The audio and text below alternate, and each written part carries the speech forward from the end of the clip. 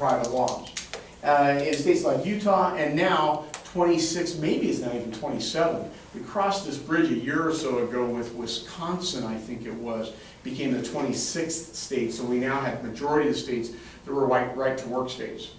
In a right-to-work state, Holly, you've been with us for a while. We really appreciate your work. I mean, honestly, it's been great to know you. We hope you don't get bored because you're employed now. Or didn't we say that? And we don't have to explain to you why you're unemployed. You're just unemployed. Maybe we don't need you. Maybe it's a facade for not liking you. Maybe we can't afford you. Maybe you've climbed the pay scale highly enough with us that we just as soon replace you with a lower paid worker. Think about pay and productivity, right? That we talked about last week. There's no need to even think about cause or non-cause. Now, with respect to receiving unemployment benefits, we have to think about cause and non-cause, and maybe pension benefits and other things, but not with respect to the employment decision itself. But in some states, 24 or maybe 23 still, then that's relative. In fact, Stephen's back there Googling, trying to figure out how many states we're looking at. That's relevant. So you got to have cause, or there's a whole series of things that trigger that are expensive or sometimes untenable for the employer.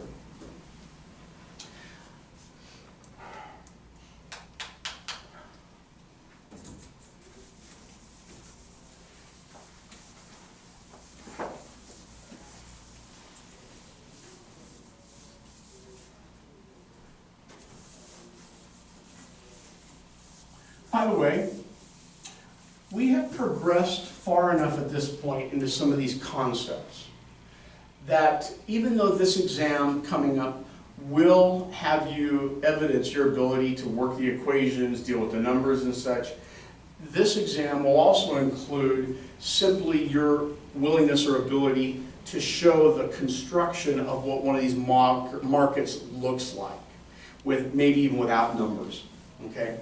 Because it's no longer simply about the LS and LD curves and their byproducts. It's about the shifts and things, whether you know the actual numbers or just generally the trend that's going on. I know at this point you can deal with the numbers. So I'm saying that for you, Jim, so you feel a little bit better about the abstractness you just got. Okay, what's a Hicks bargaining model? Have you read about the Hicks bargaining model yet? Okay, to be brave.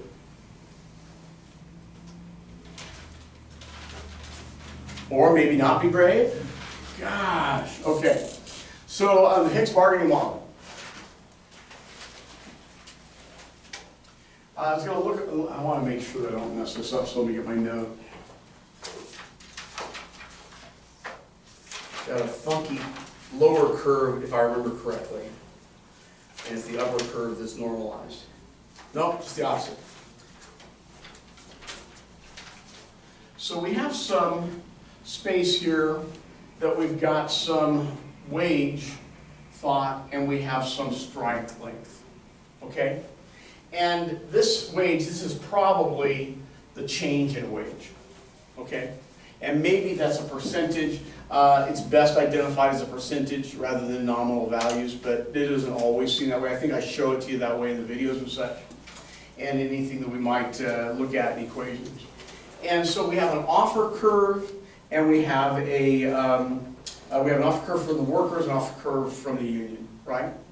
And the offer curve from the union usually starts out here and goes up. So the offer curve from the union, and that makes sense to us. We know that buyers start off low. If they can't get what they want, then they'll bid up, they'll bid up, they'll bid up. Probably in a non-linear way, such that we've got some kind of a slope working up here. The offer curve from the workers, though, is really kind of counterintuitive. It typically is going to do something like this. So it starts out high and moves higher before then settling down. And the strike period here is the number of days or number of weeks of a strike. And we know that by observation that we can identify, if we're given these numbers, we can identify the wage change that's going to be settled upon, and the strike length that's going to be a result of the activity. Talk to me about that funky upper curve. Why does it look like that? What's the inference? Yeah? It's almost a knee-jerk reaction from the union when the firms won't, I guess, yield to their demands. They'll increase and they'll say, well, if you don't give us that, then we're going to ask for even more and even more. And it's almost like this contest between them. I think about this, Elise, as bravado. And by the way, it's one of the things I don't like about labor unions. I think I probably said in the video, I grew up in a household where my father was a member of a labor union. And for most of my younger adult life, the labor union really meant one thing to me. Oh, maybe two things. It meant that every Christmas there was some little program at a local theater we all got to go to, and we could see somebody talk, and maybe there were candy canes, and at the end we could all walk up to the stage to get a little Christmas gift that probably had a value in today's dollars of $6 or $7. So, relatively insignificant, but to our household it was not trivial at this point. So I remember that. But I also remember that every couple of years in the dead of winter, Dad would go on strike. And we were always right at the edge of not having enough anyway. And when we were on strike, when Dad was on strike, which was a function of the unions, then it was yet worse. So I remember that even better than I remember the Christmas things. So that's what the union was to me. Bravado. You're not going to accept our offer? Screw you. We'll show you, right? So we want more. We're going to make you pay. But it never ends up that way. It always backs off. Because after a while, when your members are on strike for a period of time, and households and spouses and children are crying and not being able to have their needs met, car payments aren't being made, you got problems, you got people wanting to defect from the union, cross the picket lines, then very quickly, this gives way. Notice the dynamic of this curve. It's way out here that it takes on the same kind of dynamic of slope that this one does here. This gets very weak very fast. Such that if you look at these relationships, and we've now seen enough union contracts, strike threats, negotiations, even within a given industry, not just a union, but an industry, and within a given company, right? That today, you'll have the negotiators on the union side of the table, and the negotiators on the, union side of the table, negotiators on the yeah, I got that worse. I got that backwards, though. I apologize. The offer from the firm and the offer from the union.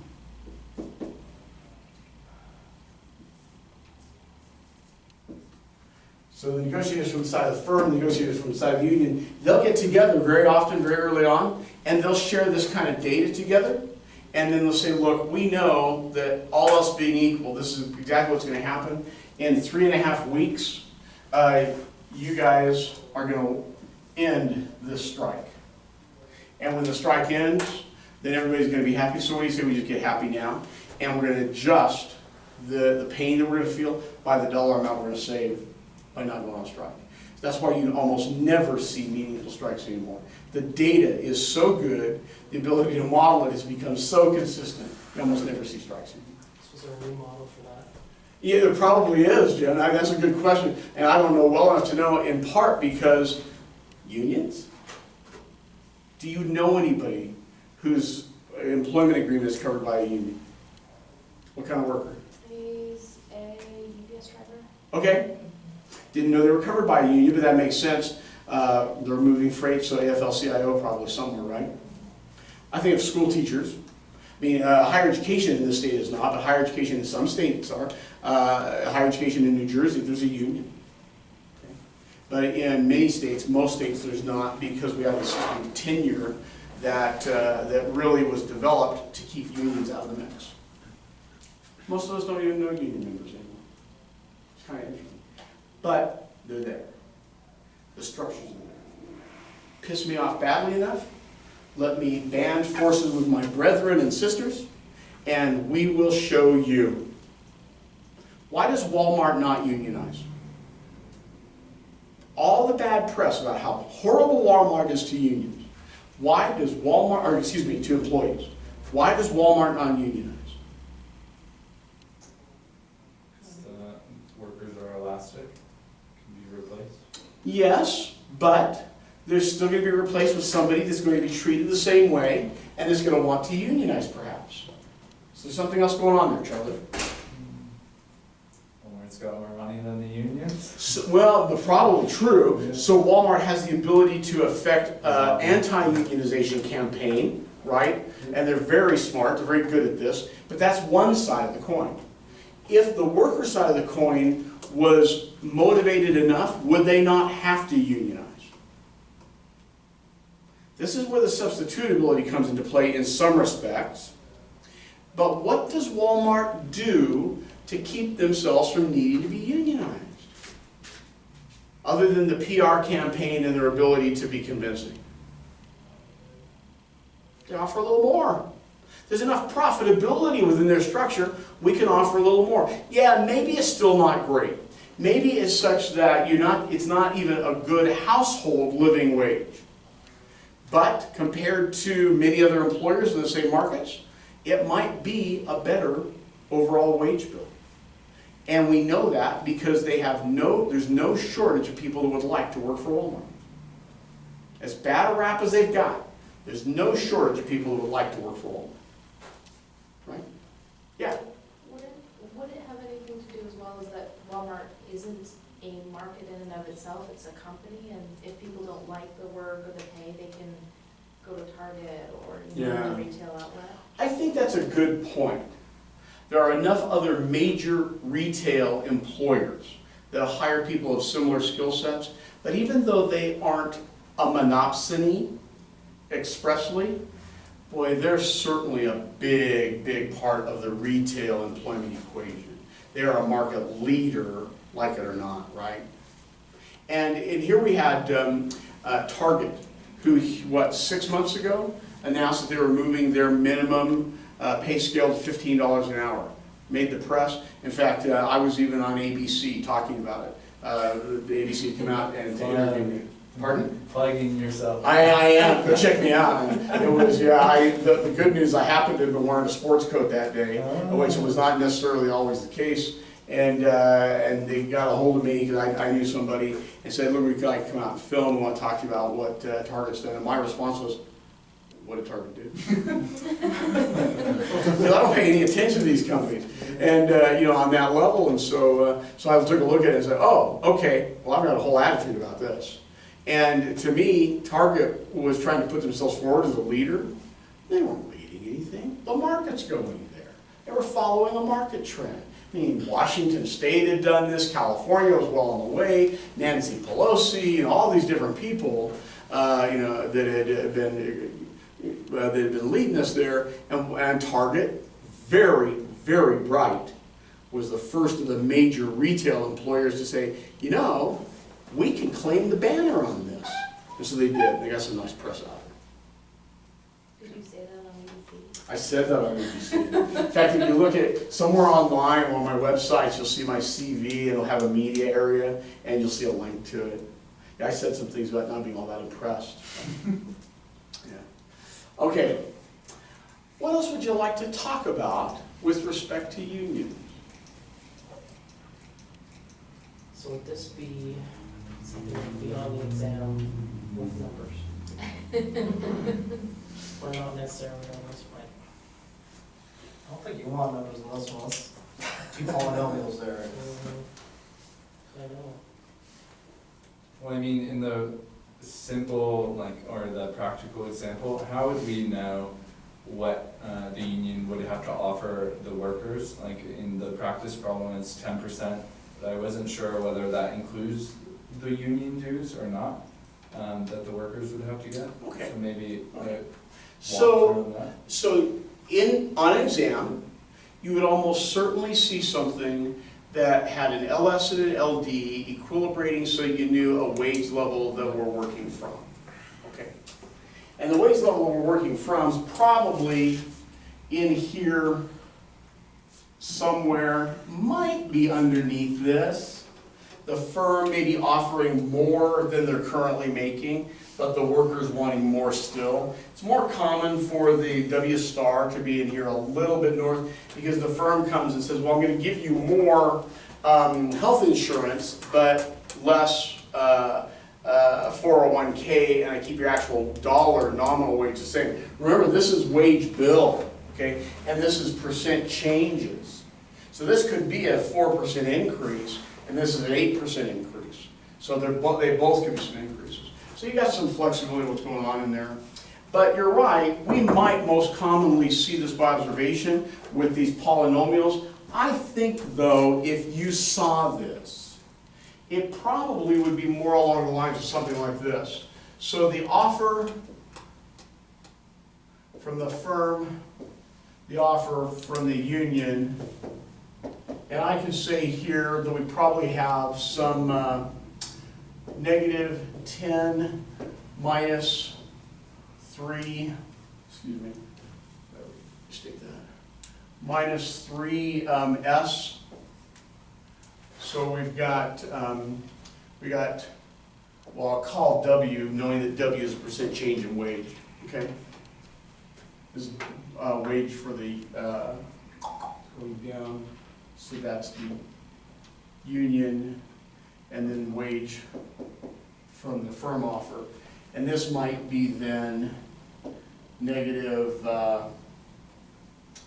let's say 5, and then plus 7s, something like that.